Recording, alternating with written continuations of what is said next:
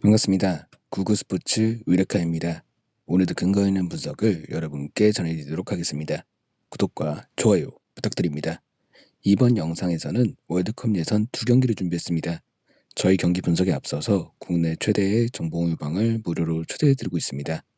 영상 아래 고정 댓글 클릭 후 메시지 주시면 무료로 초대해드리고 있으니까요.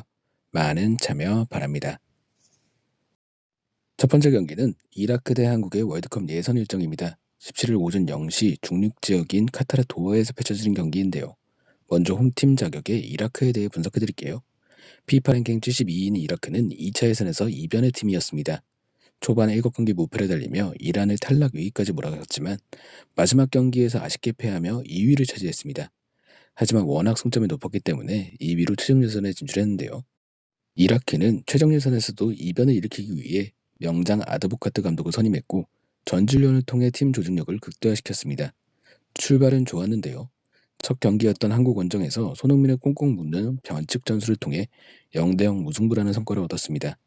그러나 2차전에서 만난 이란의 0대3 대패를 당했고 레바논, 아랍에미리트, 시리아와 차례로 비기며 아직까지 첫 승을 신고하지 못하고 있는데요. 이라크는 현재 승점 4점으로 레바논의 1점 차로 뒤진 4위를 차지하고 있고 최소 3위라는 목표를 향해 나아가고 있습니다. 비록 홈 경기를 카타르에서 치러야 하지만 한국을 상대로 자신감이 충만하기 때문에 승리를 목표로 하고 있는데요. 베테랑 압돌 자라를 비롯해 후세인, 아투안, 레산, 바예시, 이브라임, 아드난, 파헤즈, 나드임 등 경험이 풍부한 선수들을 불러 모았고 또 한 번의 이변을 준비 중입니다. 다음은 원정팀 한국에 대해 설명드릴게요. 피파 랭킹 35위의 한국은 아시아에서 랭킹상 4위를 기록 중이지만 지역 내에선 최강팀으로 평가받습니다. 월드컵 9회 연속 진출을 기록 중인 만큼 경험만큼은 가장 뛰어날 수밖에 없는데요. 때문에 이번 월드컵에도 강력한 본선 진출 후보로 평가받고 있습니다.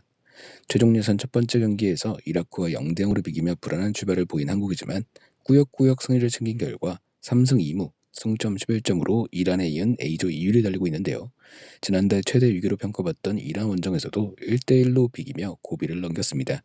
한국은 이번 11월 A매치 일정에서 최전방 공격수 황의조와 중앙 수비수 김영광이 부상으로 선발되지 못했는데요. 우려의 목소리도 있었지만 지난 11일 홈에서 열린 아랍에미리트와 5차전에선 조규성과 공경원이 공백을 메웠고 1대0으로 승리하면서 결과까지 챙겼습니다. 황희찬의 페널티킥 득점으로 한 골밖에 넣지 못한 건 아쉬움으로 남지만 골대를 3번이나 맞히는 부르는 감안할 사항이라고 생각됩니다. 특히 경기력적으로도 한국이 압도했고 최소 2-3골을 더 넣을 수 있는 경기였는데요.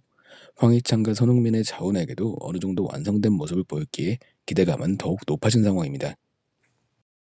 이라크와 한국은 지난 9월 맞대결에서 0대0으로 무승부를 기록했습니다. 최종 예선 첫 번째 경기였고 한국은 당시 무승부로 상당한 비판을 받아야 했는데요. 이번은 원정이지만 한국 입장에서 반드시 결과를 챙겨야 할 경기입니다. 전력상으로는 한국의 승리가 당연해 보이지만 압승은 힘들어 보이는데요.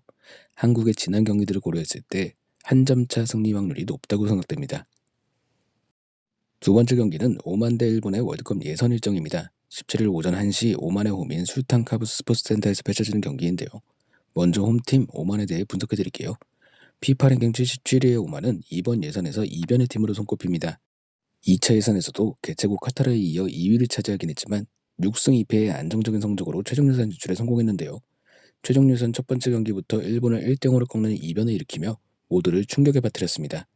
원정이었기에 점유율을 밀렸지만 전체적인 경기 내용은 나쁘지 않았기에 더 충격적이었습니다. 이후 사우디아라비아와 호주를 상대로 2연패를 당하긴 했지만 지난 4차전에서 베트남의 3대1 승리를 거두며 치열한 3위 경쟁을 치르고 있는데요. 지난주 중국 원정에서 1대1 무승부를 기록하며 4위로 내려앉긴 했지만 끝까지 포기하지 않는 저력을 다시 확인한 경기였습니다. 오만은 이번 일본과 재대결에서 또 한 번의 이변을 준비 중인데요. 크로아티아 출신 이방코비치 감독이 일본을 잡는 법을 터득했기 때문에 이번 경기도 자신감 있게 준비하고 있다는 후문입니다. 다음은 원정팀 일본에 대해 설명드릴게요. 피파 랭킹 28위인 일본은 아시아에서 두 번째로 순위가 높은 만큼 경쟁력 있는 팀으로 소문나 있습니다. 아시아 내에서 유럽파가 가장 많은 팀이기도 한데요. 이번에 선발된 28명 중에서도 18명이 유럽파인데 미드필드진 전원이 유럽파인 것도 특징입니다. 하지만 이번 최종 예선에서 기대만큼의 성적은 내지 못하며 최대 위기를 맞았는데요.